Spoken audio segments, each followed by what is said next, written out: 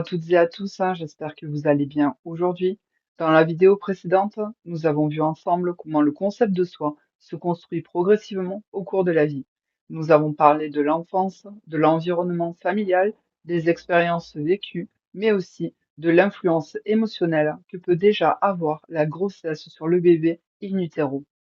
Nous avons vu que bien avant même d'avoir conscience de nous-mêmes, notre environnement émotionnel pouvait déjà commencer à influencer notre monde intérieur, notre perception de nous-mêmes et certaines programmations inconscientes. Mais aujourd'hui, j'aimerais aller encore plus loin avec vous, car si le concept de soi commence déjà à être influencé pendant la grossesse et durant l'enfance, alors une autre question apparaît naturellement. Que se passe-t-il encore avant cela? Que portons-nous déjà en nous avant même notre naissance, avant même la grossesse, avant même notre premier souffle? Existe-t-il déjà certaines empreintes, certaines mémoires, certains mécanismes invisibles transmis à travers les générations? Dans cette vidéo, nous allons donc explorer ensemble le transgénérationnel. Nous allons voir comment certaines mémoires familiales, émotionnelles, biologiques et subconscientes peuvent parfois traverser les générations et influencer silencieusement notre manière de ressentir, de réagir et même certaines expériences de notre vie. Nous parlerons également de la continuité biologique entre les générations, des mémoires émotionnelles, de l'épigénétique, des schémas répétitifs, du subconscient et surtout de la possibilité de transformer consciemment ce qui n'a plus besoin d'être transmis. Parce que peut-être qu'au fond, certaines souffrances que nous portons aujourd'hui ne commencent pas entièrement avec nous, mais peut-être aussi que la conscience que nous développons aujourd'hui peut devenir le point où certaines mémoires cessent enfin de se répéter. Alors installez-vous confortablement et explorons tout cela ensemble. Le transgénérationnel, ces mémoires qui existaient déjà avant nous. Lorsque nous parlons d'identité, nous avons l'impression qu'elle commence à notre naissance, ou parfois même à notre enfance, comme si nous arrivions au monde totalement vierges de toute histoire. Pourtant, lorsque l'on observe le vivant de plus près, une autre réalité apparaît. Avant même notre venue au monde, une continuité existait déjà. Une continuité biologique, une continuité émotionnelle, une continuité humaine et générationnelle. Une histoire silencieuse avait déjà commencé bien avant notre premier souffle. Une continuité vivante à travers les générations. Chez la femme, une petite fille porte déjà très tôt, dans son développement, les cellules reproductrices qui permettront peut-être un jour la naissance de ses propres enfants. Cela signifie que lorsqu'une femme est enceinte d'une fille, une partie biologique de la génération suivante existe déjà potentiellement dans son corps. Autrement dit, mon arrière-grand-mère portait déjà les cellules qui allaient permettre la naissance de ma grand-mère. Ma grand-mère portait déjà celle de ma mère. Ma mère portait déjà les ovocytes qui permettraient ma naissance. Et lorsque j'étais dans le ventre de ma mère, une partie biologique de mes propres enfants existait déjà potentiellement. Mais ce mouvement ne s'arrête pas là. Dans mes propres enfants existe déjà, à son tour, la continuité biologique des générations suivantes. Comme si le vivant portait déjà silencieusement l'avenir à l'intérieur du présent. Une génération contenant la suivante, qui elle-même contient déjà celle d'après. Une immense continuité vivante traversant le temps de génération en génération. Cette continuité est absolument vertigineuse, comme si plusieurs générations vivaient déjà silencieusement les unes dans les autres bien avant même leur naissance. L'infiniment petit déjà présent dans l'infiniment grand. Lorsque l'on pousse cette réflexion encore plus loin, quelque chose de profondément fascinant apparaît. Dans mon arrière-grand-mère existait déjà la continuité biologique qui permettrait un jour ma naissance, ainsi que celle de mes propres enfants. Une génération contenue dans une autre, puis encore une autre, puis encore une autre, comme des poupées russes invisibles traversant le temps. Une arrière-grand-mère pouvait déjà porter silencieusement en elle le potentiel d'un être humain qui ne naîtrait peut-être que 100 ou 200 ans plus tard, comme si le vivant préparait déjà dans l'infiniment petit des générations encore invisibles au monde. Et cela change profondément notre manière de regarder l'existence, car nous comprenons alors que nous ne sommes pas séparés de ceux qui nous ont précédés. Nous sommes le prolongement vivant d'une immense continuité. Une continuité où le passé, le présent et le futur se rencontrent déjà silencieusement dans le vivant. Avant même notre naissance, nous étions déjà inscrits dans une histoire en mouvement. Le vécu des générations précédentes laisse-t-il une empreinte? Aujourd'hui, certaines recherches en épigénétique montrent que des expériences importantes vécues par une génération peuvent influencer la manière dont certains gènes s'expriment chez les générations suivantes. Le stress chronique, les traumatismes, les famines, les guerres ou certains environnements émotionnels intenses peuvent laisser des traces biologiques temporaires dans l'organisme. Nous n'héritons pas littéralement des souvenirs précis de nos ancêtres, mais nous pouvons parfois hériter d'une sensibilité au stress, de certains mécanismes de protection, de réactions émotionnelles, de fonctionnement nerveux, de peurs diffuses ou de modes de survie devenus automatiques au fil des générations. Avant même de construire notre propre vision du monde, des générations avant nous avaient déjà traversé des séparations, des abandons, des violences, des pertes, des périodes d'insécurité, des sacrifices, des silences émotionnels, des peurs liées à la survie, mais aussi du courage, de l'amour et d'immenses capacités d'adaptation. Et même si nous ne portons pas leurs souvenirs conscients, certaines empreintes peuvent continuer de traverser les générations. Le corps garde parfois une trace des états de survie traversés auparavant. Ainsi, une génération ayant vécu la peur du manque, l'instabilité, le danger, la guerre ou un stress profond et répété peut inconsciemment transmettre certains fonctionnements adaptatifs aux générations suivantes, comme si le corps avait appris bien avant nous qu'il devait rester en état d'alerte pour survivre. Une mémoire de survie vécue par une arrière-grand-mère ayant connu la guerre, le manque, l'abandon ou une profonde insécurité peut parfois encore se manifester plusieurs générations plus tard chez une descendante vivant pourtant dans un environnement totalement différent, comme si certaines réactions émotionnelles, certains états d'alerte ou certaines peurs continuaient silencieusement de traverser le temps à travers les générations. Une identité déjà influencée avant notre arrivée au monde. Nous pensons souvent que notre identité commence uniquement avec notre enfance, notre éducation ou les expériences vécues après notre naissance. Pourtant, une partie de notre terrain intérieur existait déjà avant notre premier souffle, avant même notre arrivée au monde. Notre environnement biologique existait déjà, notre lignée familiale existait déjà. Certaines sensibilités, certains mécanismes adaptatifs existaient déjà. Certaines réactions de protection existaient déjà. Nous arrivons donc dans une continuité vivante, déjà en mouvement. Cela ne signifie pas que notre vie est écrite à l'avance, mais cela peut expliquer pourquoi certaines personnes ressentent très tôt des émotions, des peurs ou des fonctionnements qui semblent parfois plus anciens que leur propre histoire consciente, comme si le corps et le système nerveux arrivaient déjà avec une certaine mémoire du vivant. Quand les mémoires du passé continuent d'influencer le présent. La plupart de ces mémoires ne sont pas conscientes. Nous n'avons pas accès directement au vécu émotionnel des générations précédentes et pourtant, certaines empreintes peuvent continuer d'exister silencieusement dans notre programmation intérieure, comme si certaines informations liées à la peur, à la survie, au danger, au manque ou à l'insécurité continuaient de vivre en arrière-plan dans le subconscient. Et c'est précisément là que le transgénérationnel peut avoir un impact profond dans le présent. Car une personne peut avoir aujourd'hui une vie stable, une enfance aimante, de la sécurité, du soutien, de l'amour et aucune raison apparente de vivre certaines souffrances. Et pourtant, malgré cela, elle peut continuer à manifester dans sa vie des relations difficiles, des peurs inexpliquées, des situations répétitives, des blocages, des pertes, un sentiment d'insécurité permanent, une difficulté à recevoir, une peur du bonheur ou une impression constante de devoir lutter pour survivre.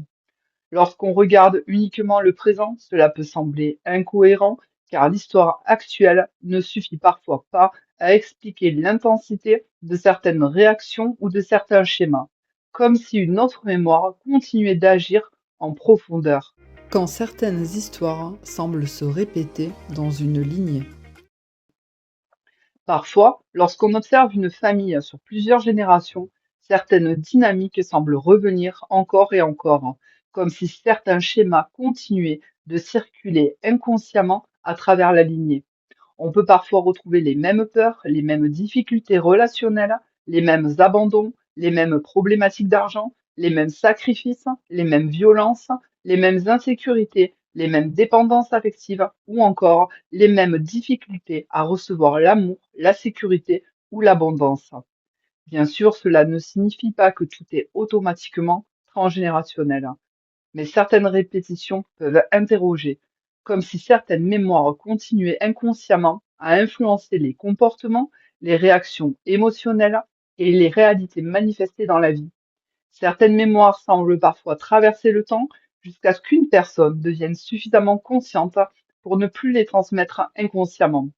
Quand le corps continue de réagir comme si le danger existait encore. L'un des aspects les plus troublants du transgénérationnel, c'est que parfois la réalité présente est sécurisante, mais le corps, lui, continue de fonctionner comme si le danger était encore là. Une personne peut rationnellement savoir qu'elle est en sécurité, et pourtant son système nerveux reste en hypervigilance, son corps reste tendu, elle anticipe constamment le pire, elle n'arrive pas à se détendre, ou elle ressent une insécurité permanente sans raison apparente, comme si une ancienne mémoire de survie continuait encore à piloter silencieusement le fonctionnement intérieur. Faut-il absolument remonter dans le passé pour comprendre ces mémoires? Certaines personnes cherchent à comprendre leurs difficultés actuelles en essayant de remonter dans des mémoires anciennes, à travers l'hypnose, les régressions, les vies passées ou différentes approches thérapeutiques centrées sur l'exploration du passé. Mais il existe aussi une autre manière d'aborder le transgénérationnel, car finalement, il n'est pas toujours nécessaire d'aller rechercher précisément l'origine de chaque mémoire pour observer qu'un schéma est déjà bien actif dans le présent. La vie actuelle parle déjà d'elle-même. Nos difficultés répétitives montrent souvent les zones où certaines programmations inconscientes continuent d'agir. Le présent devient alors une porte d'accès direct vers les mémoires encore actives. Car si une programmation agit encore aujourd'hui dans notre manière de ressentir, de réagir ou de manifester certaines situations, alors c'est dans le présent qu'elle peut aussi être transformée. Peut-on déprogrammer ces mémoires et reprogrammer le subconscient? La bonne nouvelle, c'est que ces programmations ne sont pas immuables. Le cerveau, le système nerveux et le subconscient possèdent une grande capacité d'adaptation et de transformation. Pendant longtemps, certaines mémoires ont pu fonctionner comme des programmes automatiques hérités de la survie. Et tant que ces programmes restent actifs dans le subconscient, ils peuvent continuer à influencer nos réactions, nos émotions, nos choix, nos relations et les situations que nous manifestons dans notre vie. Mais il est possible de commencer à transformer ces fonctionnements intérieurs.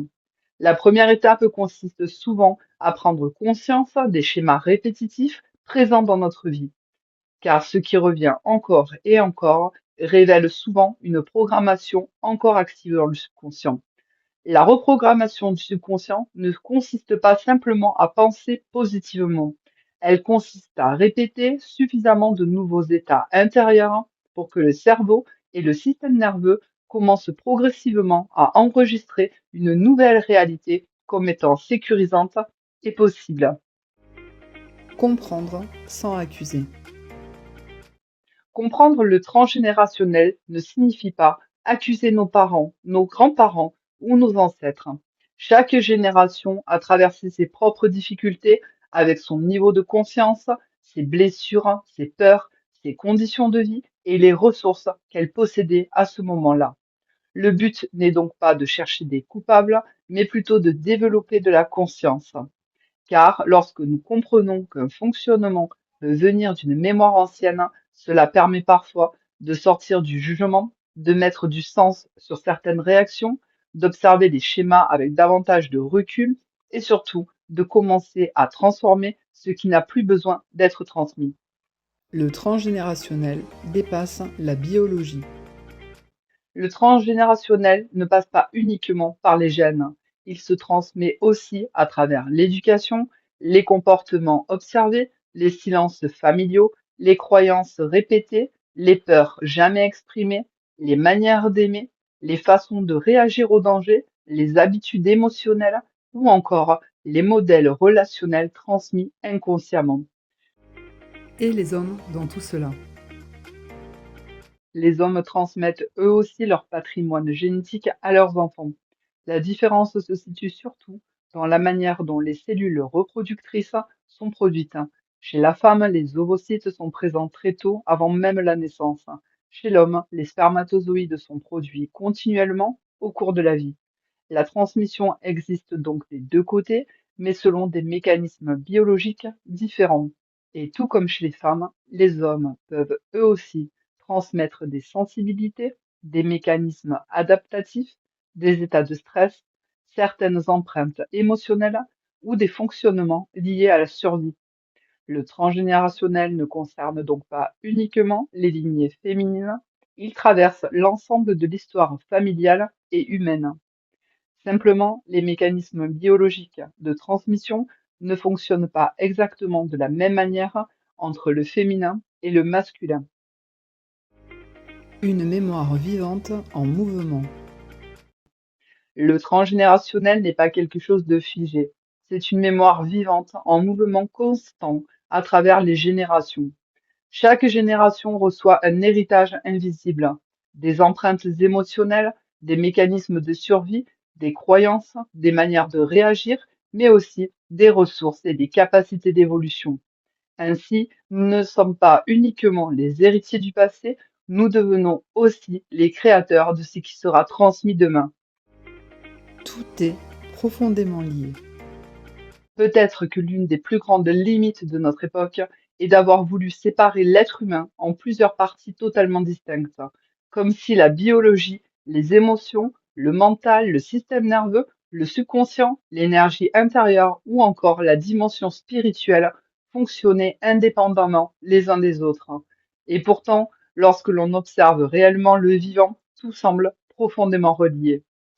Une émotion influence le corps influence le système nerveux influence les pensées influencent les comportements, les expériences vécues influencent ensuite à nouveau les émotions, la biologie et la perception de soi.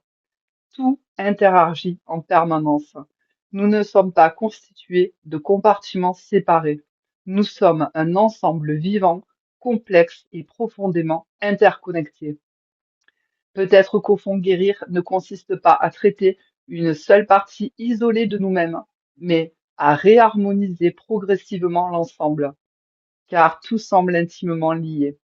Peut-être que l'être humain n'a jamais réellement été séparé, mais simplement oublié dans son unité. Avec moi, cela s'arrête.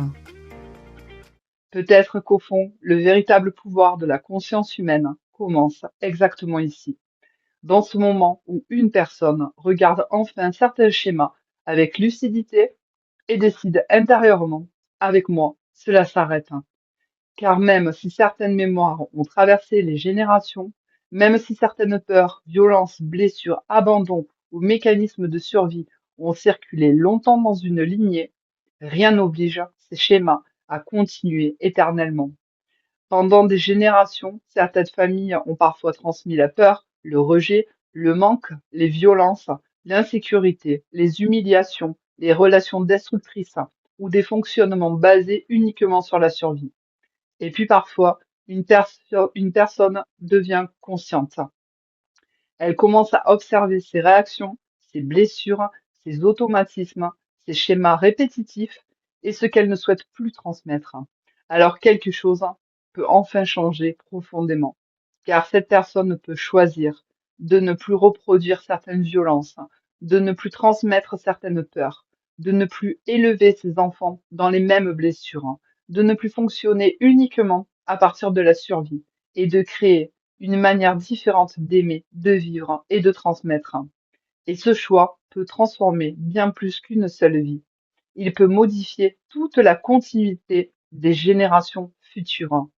Car lorsqu'une personne apporte davantage de conscience, davantage de sécurité, davantage d'amour, davantage de paix intérieure et de nouveaux fonctionnements émotionnels, alors ce ne sont plus uniquement les blessures qui se transmettent. La guérison aussi peut commencer à se transmettre. Et peut-être que certaines générations avant nous n'avaient ni les outils, ni les connaissances, ni l'espace intérieur nécessaire pour transformer ces mémoires. Mais aujourd'hui, nous pouvons choisir d'être ce point de bascule, cet être conscient qui décide que certains schémas n'iront pas plus loin, comme si à travers une seule personne qui ose regarder, comprendre et transformer, toute une lignée pouvait progressivement commencer à respirer autrement. Merci infiniment d'avoir pris le temps de suivre cette vidéo jusqu'au bout. J'espère sincèrement que ce partage vous aura apporté de la compréhension, de la conscience, des clés de réflexion, mais aussi peut-être un nouveau regard sur certaines expériences de votre vie. Parfois, mettre du sens sur ce que nous vivons peut déjà devenir le début d'une transformation intérieure. Et surtout, j'espère que cette vidéo vous aura rappelé quelque chose d'essentiel, même si certaines mémoires ont pu traverser les générations jusqu'à nous, nous avons aussi la capacité de devenir conscients, de transformer certains schémas et de créer une réalité différente pour nous-mêmes et pour les générations à venir. Si vous ressentez le besoin d'aller plus loin dans ce travail intérieur, je propose différents accompagnements, outils et services autour du subconscient, de la reprogrammation intérieure, du concept de soi, des mémoires émotionnelles, du développement personnel et de l'harmonisation intérieure.